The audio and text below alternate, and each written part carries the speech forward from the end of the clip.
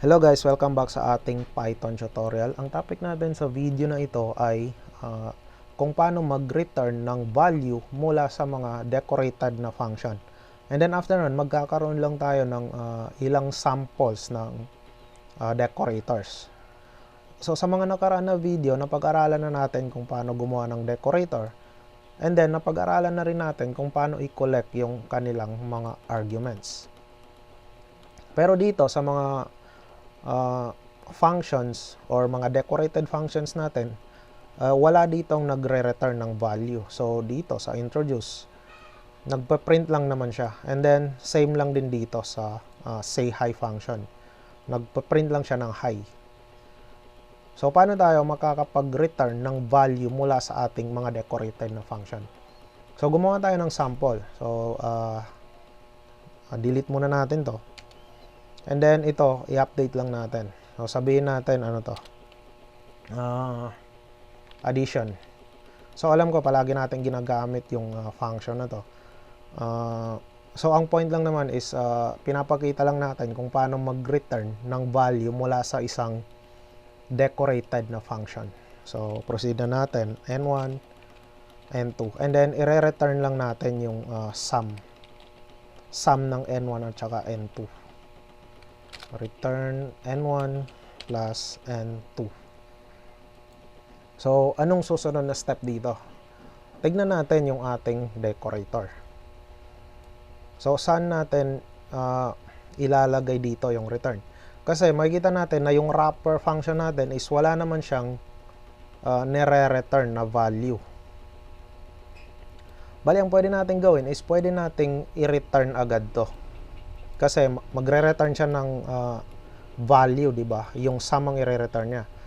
So subukan natin na yung sum na yun is i-return natin mula dito sa ating wrapper function. So pwede natin gawin is return ganyan.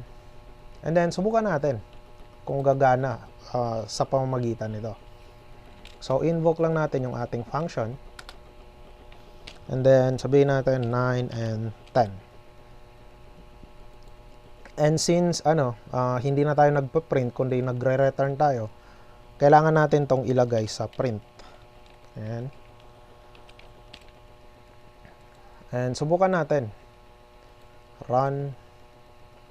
So makikita natin dito na although na-return pa rin yung expected natin na value, mapapansin natin na hindi na-execute yung ibang codes natin dito sa ended. So anong nangyari? Bakit ganun? Bali, ang reason is napag-aralan na natin before dito sa ating return keyword. So ang return keyword is nagre-return siya ng value and then ini-ignore na niya itong kasunod na code. And pag nag-try tayo mag-hover dito sa line 7, so ayan, meron tayong makikitang message na this code is unreachable. Ang reason is meron kasi tayong return dito. So anong pwede nating gawin na ma-execute pa rin itong code na to after ng function call?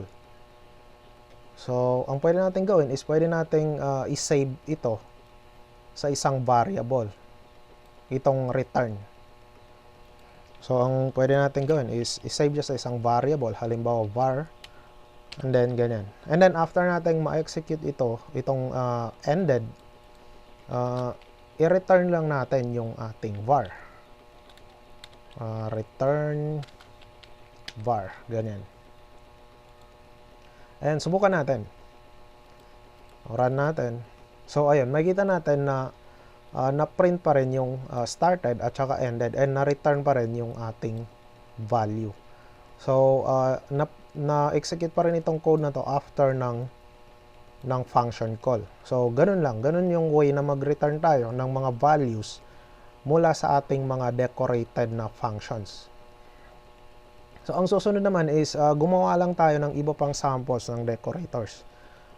So ibig kong sabihin na iba pang samples is yung ibang scenario. So dito ang unang sample na gagawin natin is dito makikita natin na yung mga decorators natin or yung decorator natin ay ginamit lang natin sa functions.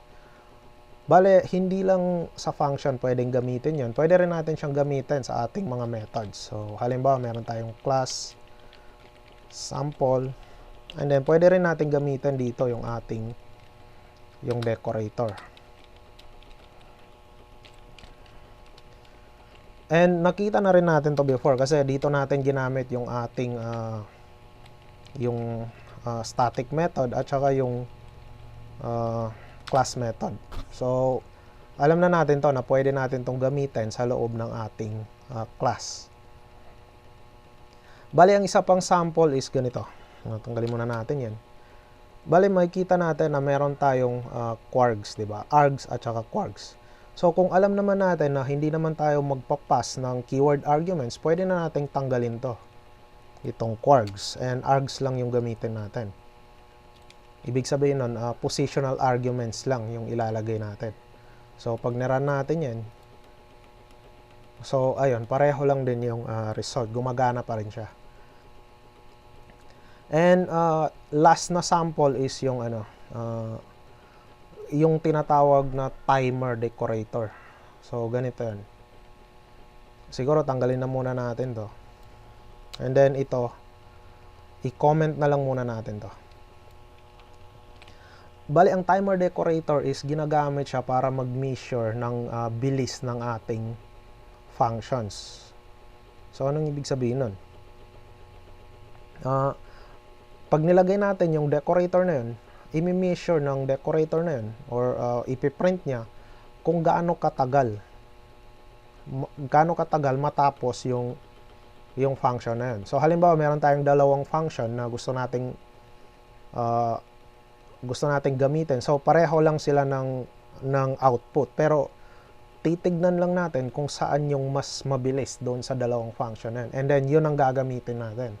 So, pwede natin gamitin yung timer decorator.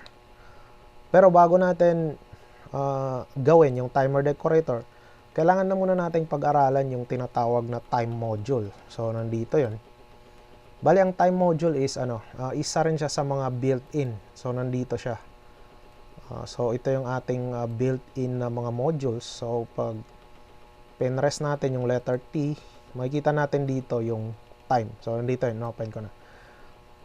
Pero, hindi naman natin pag-aaralan yung lahat ng nandito sa time. Ang interested lang tayo is dito sa tinatawag na epoch. So, anong ibig sabihin nitong epoch? So, balik tayo sa code natin.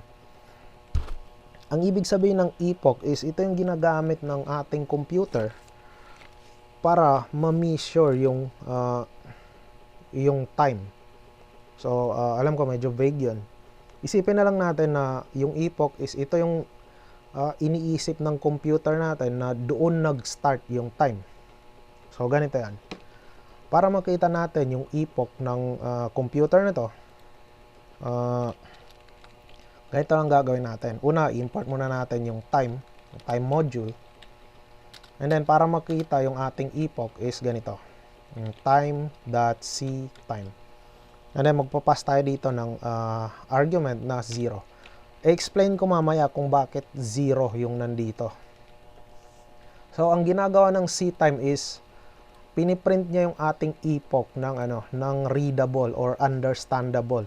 So, ganito yun. I-print na lang natin. So, run natin yan. So, nandito. Ito yung ating or epoch ng computer na to. So, iniisip niya na yung time ay nagsimula noong January 1, 1970. So, yun yung epoch ng computer na to. Pero yung epoch talaga is ganito. Ganito natin siya kunin. So, print time and time function. So, ganyan. Pag nirun natin, so, ito yung epoch talaga. And then, ito yung version niya na readable siya. So, anong ibig sabihin ng number na to? So, ang ibig lang sabihin ng number na to is, ang number na to ay seconds siya. So, ito na yung seconds simula nung January 1, 1970 hanggang dito sa current time nitong computer na to. So, ang ibig sabihin nun, pag niran natin to ulit, mag-iiba to kasi nag-i-increase yung number na to. So, nasa billions na to. So, pag niran natin yan, observe lang natin yung last 3 digits. Pag niran natin yan ulit. So, ayun, nag-change na siya. Pag niran natin ulit, so, ayun, nag-change ulit siya. So, nag-increase yung ating epoch. So, paano natin siya gagamitin sa ating timer decorator? So, ganito yon. So, bago natin gawin yon, ipaliwanag ko lang muna itong 0 na to. So, ganito. Copy ko yan, and then dito. And then, itong line 4, delete lang muna natin. And dito sa pangalawang print, lagyan natin ng 1 million. So 1 million seconds ito. So pag niran natin yan, so makikita natin na magkaiba. January 1 and then January 12 to. Ang ibig lang sabihin kasi nito is yung epoch natin, dadagdagan natin ng 1 million seconds. So kaya nangyari to. Naging January 12 na siya, 1970. So, dito sa case na 0 is wala tayong idadagdag. Ipapakita talaga natin yung epoch. So, yun lang yung ibig sabihin nito. So, balik tayo sa topic natin. Paano natin i-measure yung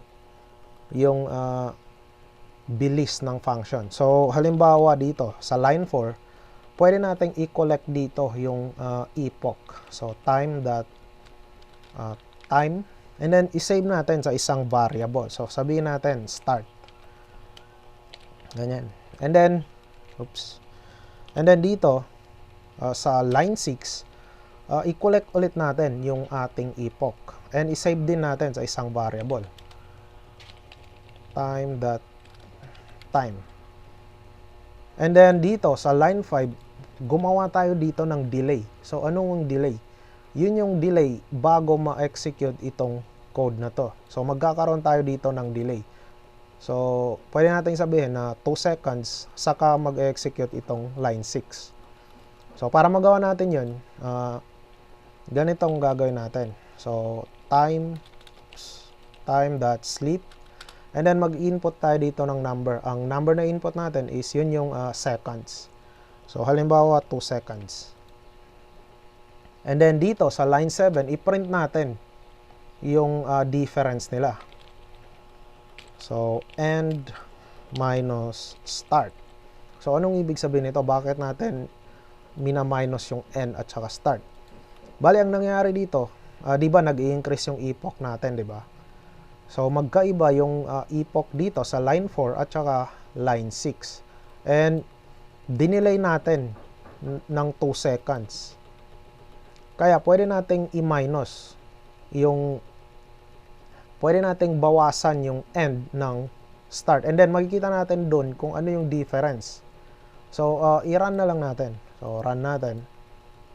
So, yun, magkakaroon ng 2 seconds. So, ito na yung ating delay. So, nagkaroon tayo ng 2 seconds and point blah blah blah blah blah seconds, ganun, bago makarating dito sa code na to. Pag pinalitan natin to ng 5, ganyan, run natin. So, again, 5 seconds. So, ayun, meron ditong 5 seconds and blah blah blah blah blah yung kanyang point. Bale, yun yung pinagkaiba ng epoch dito sa line 4 at saka yung epoch dito sa line 6. So dito is halimbawa itong delay na to is halimbawa ganito katagal nag-take yung isang function. So paano natin gagamitin to sa ating sa decorator? So tanggalin na natin to. And then iyan comment natin yung ating decorator. So, yan. And i-rename na rin natin ng timer decorator. So, timer. And then dito, tanggalin natin to. So, ang gagawin lang natin dito is same lang dun sa kanina. So, dito yung ating start. And then, kunin natin yung epoch dito. And then, invoke natin yung ating function. So, ganyan. And then, dito is invoke naman natin or kunin naman natin yung epoch dito sa line 9. So, end time. And then, after nun, i-print natin yung difference nila. Print. So, gumawa tayo ng f-string.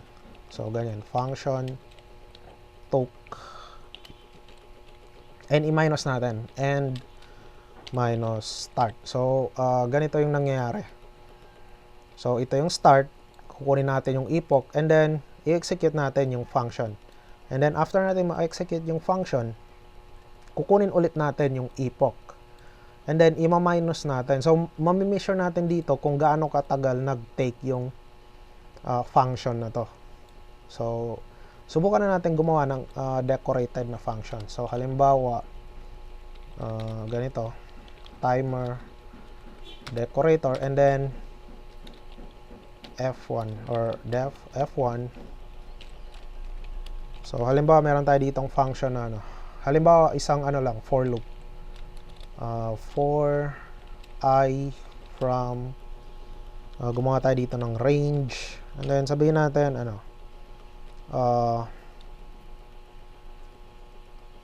10K. And then, ang gagawin lang natin dito is, hindi pala from dyan, in. And then dito, ang gagawin lang natin is, wag na natin i-print kasi masyadong gugulo yung ating console. Ang gagawin lang natin is, daglagan lang natin ng value yung I plus 1. So, ganun. So, hindi naman importante kung anong ginagawa ng function dito. Importante lang, ma-measure natin siya. So, subukan na natin. Invoke natin yung ating function dito. F1. Ganyan. And run natin. So, makikita natin dito na nandito na yung number. So, napakabilis na execute yung function kasi hindi man lang siya nakaabot ng 1. 0.000. Ganun kabilis yung ating programming language. Pero pag dinagdagan natin to, halimbawa 100K, pag nirun natin ulit, so, ayun, medyo medyo tumagal siya. Kung siguro 1 million, ganyan. And run. So, ayun, tumagal ulit siya pero hindi pa rin siya umabot ng 1 second. So, yun, mabilis yung ating function. And halimbawa, meron naman tayong isa pang function na i-measure. So, ganito. So, halimbawa, pareho lang yung ginagawa ng function natin. And gusto nating pumili kung saan yung mas mabilis. So, ganun, gagamitin natin yung timer decorator. So, I hope clear naman yung explanation kung paano mag-return ng values mula sa mga decorated na function. And then, clear din ito kasi madalas natin makita rin ito sa sa development kung gusto nating pumili ng or gusto nating i-measure yung bilis ng isang function. So, I hope clear naman. Kung hindi, paki-replay na lang, comment, or refer sa ibang source. So, yun na lang muna for this video and kita-kits next time.